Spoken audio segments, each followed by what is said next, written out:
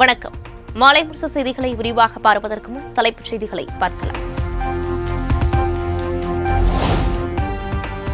மறைந்த முன்னாள் முதலமைச்சர் கருணாநிதி நூற்றாண்டு நினைவு நாணயம் இன்று வெளியீடு. சென்னையில் நடைபெறும் நிகழ்ச்சியில் மத்திய பாதுகாப்புத்துறை அமைச்சர் ராஜ்நாத் சிங் வெளியிடுகிறார்.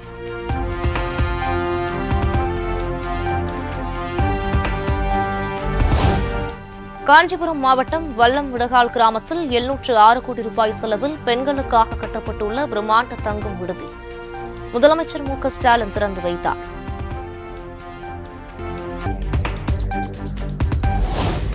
தெற்காசியாவிலேயே முன்னணி மாநிலமாக தமிழ்நாடு செயல்பட வேண்டும் என்ற இலக்குடன் பயணிக்கிறது. தொழில்துறைக்கு சாதகமான அனைத்து அம்சங்களையும் கொண்ட மாநிலமாக தமிழ்நாடு திகழ்வதாக முதலமைச்சர் மு.க.ஸ்டாலின் பெருமிதம்.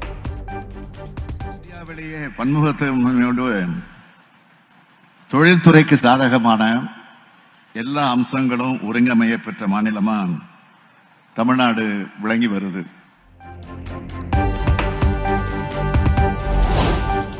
தமிழ்நாட்டில் தொழிற்சாலைகளில் அதிக அளவில் பெண்கள் பணிபுரிந்து வருவதாக முதலமைச்சர் மு.க.ஸ்டாலின் பெருமிதம். 2வது பொருளாதார மாநிலமாக தமிழ்நாடு திகழ்வதாகவும் பேச்சு. 9.19 விழுக்காடு பங்களிப்போடு தமிழ்நாடு இந்தியாவிலேயே 2வது பெரிய பொருளாதார மாநிலம் என்ற நிலையை தக்க வச்சிட்டு இருக்குன்னு இங்க குறிப்பிடுவது அவசியம்னு நான் குறிப்பிடுகிறேன்.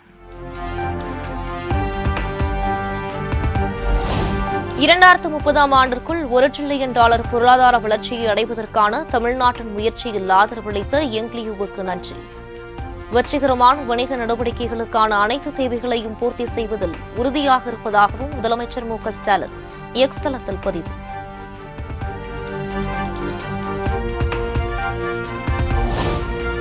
மேட்டூர் அணையிலிருந்து நீர் திறப்பு வினாடிக்கு 26,000 கன அடியாக அதிகரிப்பு. காவிரி கரையோர மக்களுக்கு வெள்ள அபாய எச்சரிக்கை.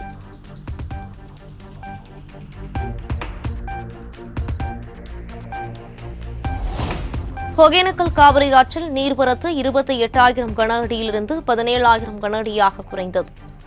ஆற்றில் பரிசல் இயக்கவும் குளிப்பதற்கும் தடை விதித்து மாவட்ட ஆட்சியர் உத்தரவு.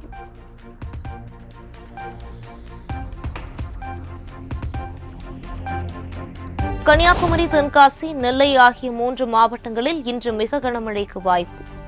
கோவை, நீலகிரி, திருப்பூர், தேனி உள்ளிட்ட 9 மாவட்டங்களில் கனமழை பெய்யக்கூடும் எனவும் சென்னை வானிலை ஆய்வு மையம் அறிவிப்பு.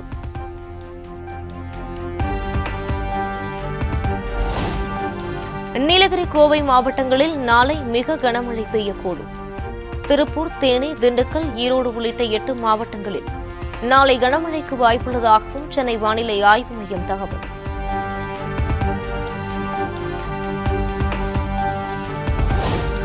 விவசாயிகளால் பெரிதும் எதிர்பார்க்கப்பட்ட அத்திக்கடவு அவிநாசி திட்டம் தொடக்கம். முதலமைச்சர் மு.க.ஸ்டாலின் காணொலி காட்சி மூலம் தொடங்கி வைத்தார்.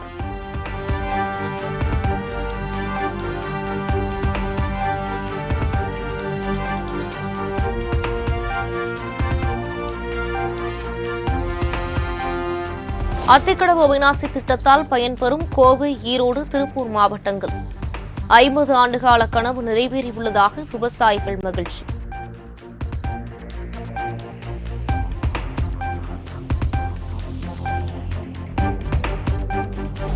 அண்ணாமலை போராட்டம் அறிவித்ததால் அத்திக்கடவு அவிநாசி திட்டத்தை தொடங்கவில்லை என அமைச்சர் முத்துசாமி விளக்கம். உபரி நீர் வந்த காரணத்தால் தான் திட்டம் தொடங்கப்பட்டுள்ளதாக பேட்டி. அன்பிற்குரிய சகோதரர் அண்ணாமலை சொல்லுகிற பொழுது கூட நாங்கள் போராட்டம் அறிவித்த காரணத்தால் தான் இன்றைக்கு தண்ணீர் திறக்கப்படுகிறது என்று சொன்னார். அது நம்ம தப்பு. அப்படி இல்லை, தண்ணீர் வந்த காரணத்தால் தான் இன்றைக்கு திறக்கப்படுவதற்கான நடவடிக்கை எடுக்கப்பட்டிருக்கிறது. ஒருவேளை இந்த தண்ணீர் 10 நாளைக்கு முன்னாடியே கிடைச்சிருந்தா திறந்திருப்போம். என்னுடைய அன்பிற்குரிய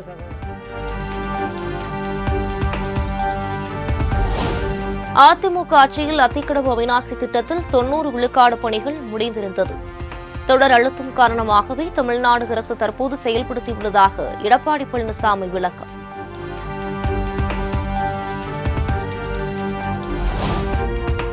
தமிழ்நாடு சுற்றுலாத்துறை மூலம் இந்த ஆண்டு 50 கோடி ரூபாய் வருவாய் கிடைக்கும். ஹொசூரில் சுற்றுலாத்துறை அமைச்சர் ராமச்சந்திரன் நம்பிக்கை.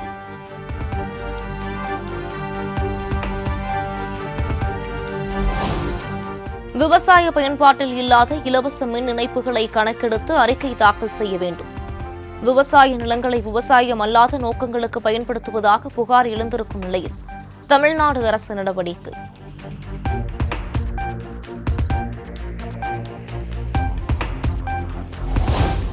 சென்னை மெரினா கடற்கரையில் பிரம்மாண்ட திரையில் திரையிடப்பட்ட சிவாஜி மற்றும் வசூல் ராஜா MBBS திரைப்படங்கள் விசிலடித்து உற்சாகத்துடன் கண்டு ரசித்த பொதுமக்கள்.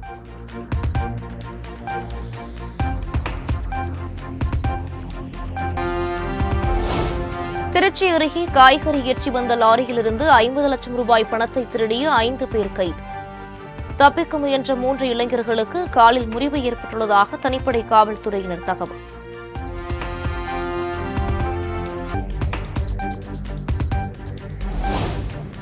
பௌர்ணமியை முன்னிட்டு பல்வேறு பகுதிகளிலிருந்து திருவண்ணாமலைக்கு இன்றும் நாளையும் 765 சிறப்பு பேருந்துகள் இயக்கம்.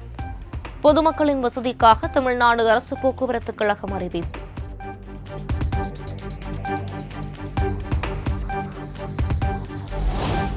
சென்னை கடற்கரையிலிருந்து தாம்பரம், செங்கல்பட்டு செல்லும் மின்சார ரயில்கள் இன்று எழும்பூரில் இருந்து இயக்கப்படும். பராமரிப்பு பணி காரணமாக தெற்கு ரயில்வே அறிவிப்பு.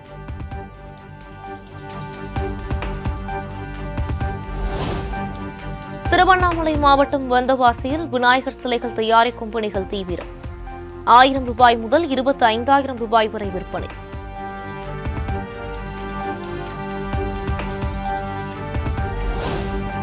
தமிழ்நாட்டில் உள்ள பல்வேறு சிவாலயங்களில் சனி பிரதோஷ விழா கோலாகலம். திரளான பக்தர்கள் பங்கேற்று சாமி தரிசனம்.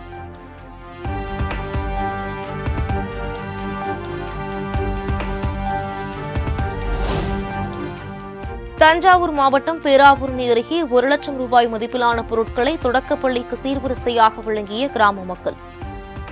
பீரோ, பிரிண்டர், தலைவர்கள் படம் உள்ளிட்ட பல்வேறு பொருட்களை ஊர்வலமாக எடுத்துச் சென்று வழங்கினர்.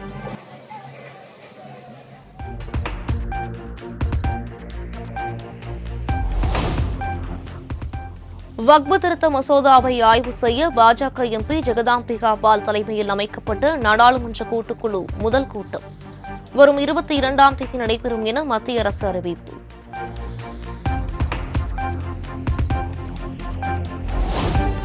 பாஜக ஆட்சி இல்லாத மாநிலங்களில் அந்த மாநில ஆளுநர்களால் தொல்லை கொடுக்கப்பட்டு வருகிறது. அகில இந்திய காங்கிரஸ் தலைவர் மல்லிகார்ஜுன கார்கே குற்றச்சாட்டு.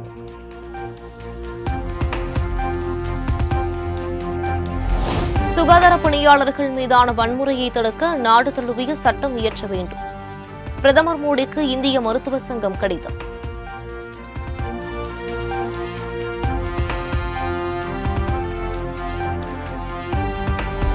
மருத்துவர்களின் பாதுகாப்பு தொடர்பான பரிந்துரைகள் பெறுவதற்கு குழு அமைக்கப்படும். நாடு முழுவதும் மருத்துவர்கள் போராட்டம் நடத்திய நிலையில் மத்திய அரசு அறிவிப்பு.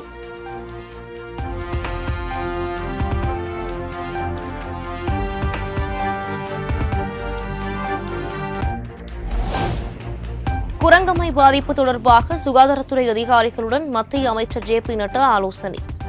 சர்வதேச நுழைவு வாயில்களில் பரிசோதனை முகாம்கள் அமைத்து தீவிரமாக கண்காணிக்க வேண்டும் என அறிவுறுத்தல்.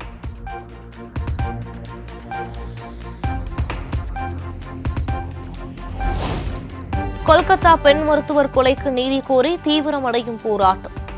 நாடு முழுவதும் பல்வேறு இடங்களில் தீப்பந்தம், மெழுகுவர்த்தி ஏந்தி மருத்துவர்கள் பேரணி.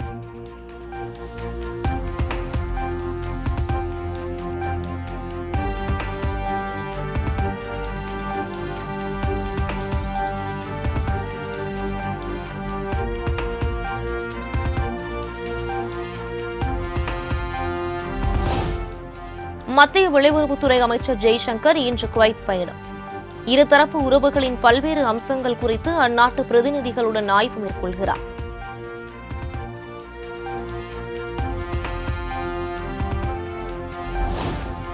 டெல்லியில் பிரதமர் மோடி நிதியமைச்சர் நிர்மலா சீதாராமனுடன் ஆந்திர முதலமைச்சர் சந்திரபாபு நாயுடு சந்திப்பு.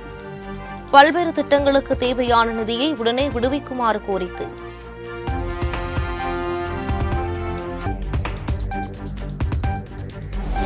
ஹரியானாவில் ஜனநாயக ஜனதா கட்சியிலிருந்து 4 MLA-க்கள் விலகல்.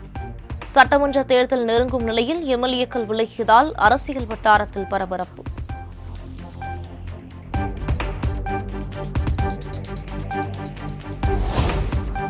ஜார்க்கண்ட் மாநில முன்னாள் முதலமைச்சர் சம்பாய் சோரன் பாஜகவில் இணையப் போவதாக தகவல். வதந்திகளை சிலர் பரப்புவதாகவும் தான் ஹேமந்த் சோரன் கட்சியில் மட்டுமே இருக்கிறேன் என மலுப்பல் பதில்.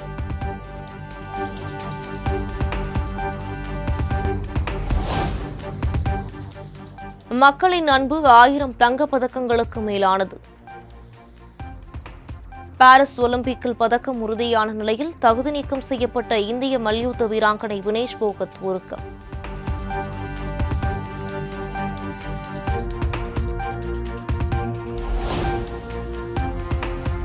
இந்தியாவில் இனி பகலிரவு டெஸ்ட் போட்டிகள் நடைபெறாது. இந்திய கிரிக்கெட் கட்டுப்பாட்டு வாரிய செயலாளர் ஜெய்ஷா அதிரடி அறிவிப்பு.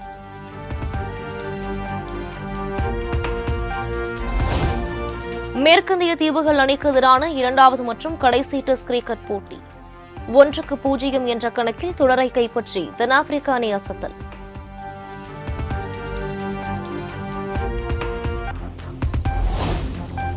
இந்திய கிரிக்கெட் வீரர் பும்ரா போல பந்து வீசும் இளம்பெண். இணையத்தில் வைரலாகி வரும் வீடியோ.